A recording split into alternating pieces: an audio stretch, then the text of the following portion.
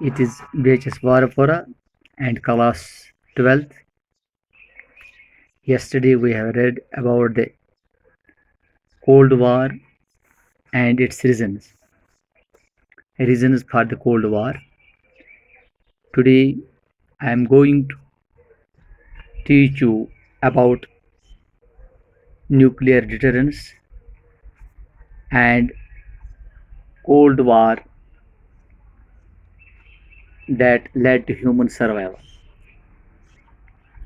تو جیسا کہ ہم نے آپ کو یہ پہلے بھی بتا دیا کہ یہ جو نیوکلیئر وار تھا یہ ایکچولی اس کا نتیجہ کیا تھا. It was as a result of a rivalry between two power blocks.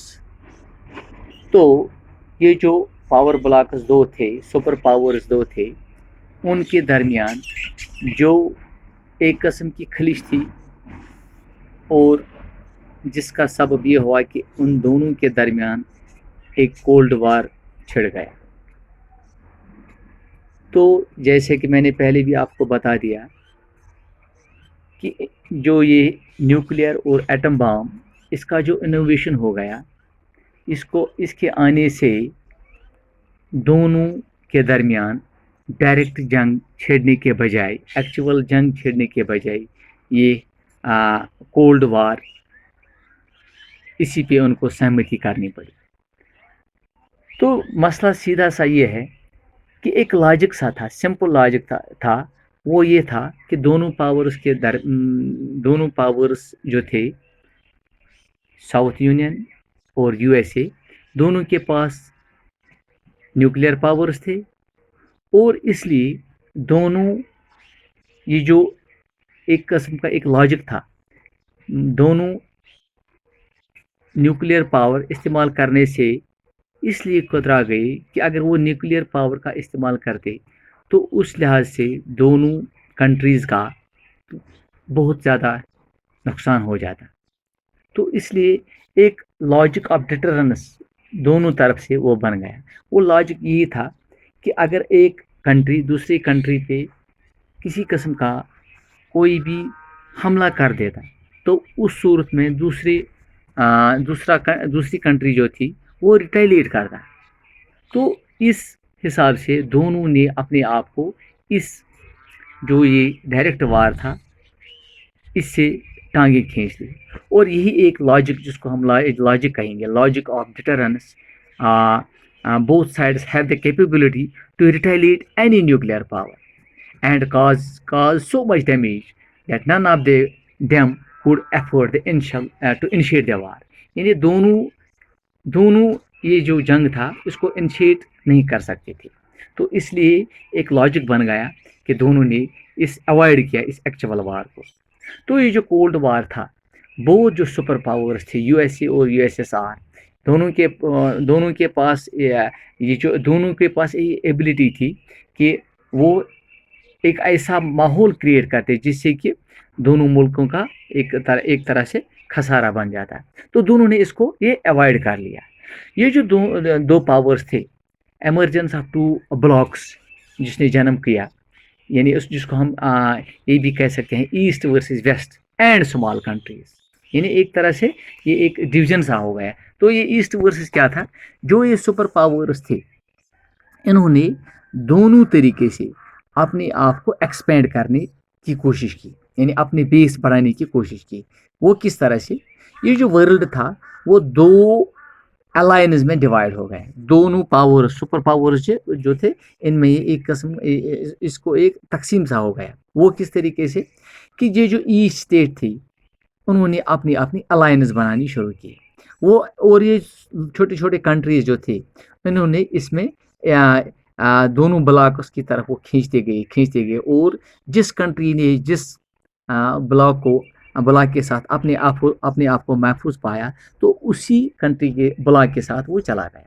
تو الائنس کس طرح سے بن گیا, یہ جو فرسٹ ڈویژن ہوا, پہلے جو ڈویژن ہوا یورپ میں, جس کو ہم ایسٹ ورسز ویسٹ کہتے ہیں, جو ویسٹ, تو اس میں کیا ہوا, وہ ملک جو ویسٹ یورپ جو تھا, جن ملکوں نے جوائن کیا یو ایس, اور اس کو اس ٹائم بولتے تھے ویسٹرن الائنس بولتے تھے.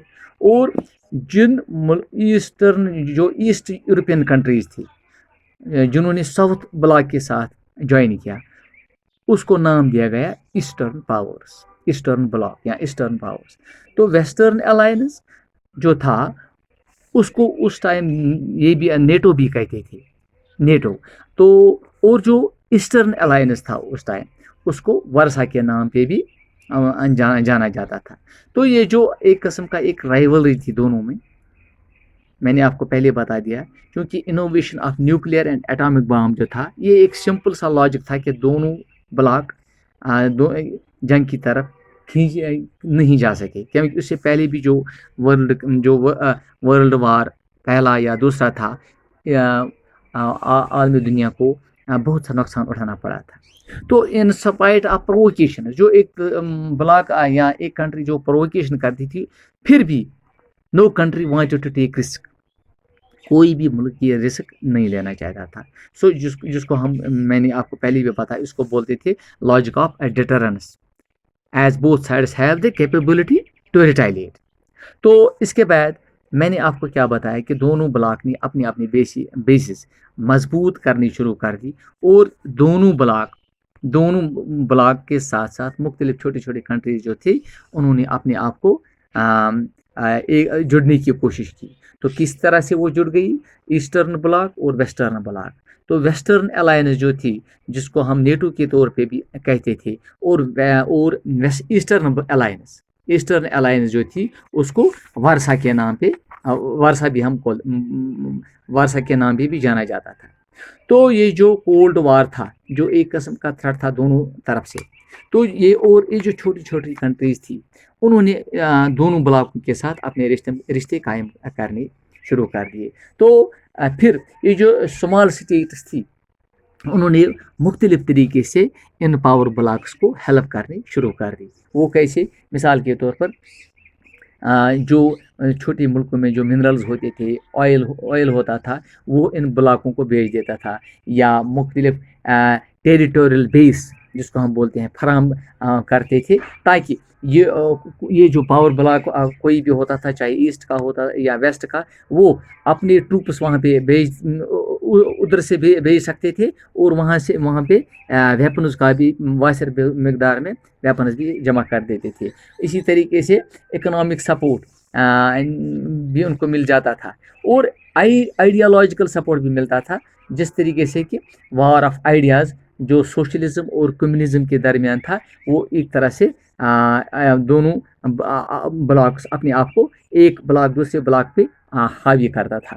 تو اس حساب سے یہ جو ڈویژن دو بلاکسوں کا ہوا, اس طرح سے یہ ڈویژن اس ٹائم ہوا کولڈ وار میں. تو یہ تھا ڈویژن اور یہ کولڈ وار اور اس نیوکلیئر ڈیٹرنس, اور اس کے جو ہیومن سروائیول تھا اس ٹائم, کیونکہ جب وار ہوا ہی نہیں اس طریقے سے جو ہیومنز تھی یا باقی جو نقصان دونوں بلاکوں کو اٹھانا پڑ سکتا تھا, اس سے وہ بچ گئے. چلو نیکسٹ دوسری لیسن میں ہم کور کریں گے.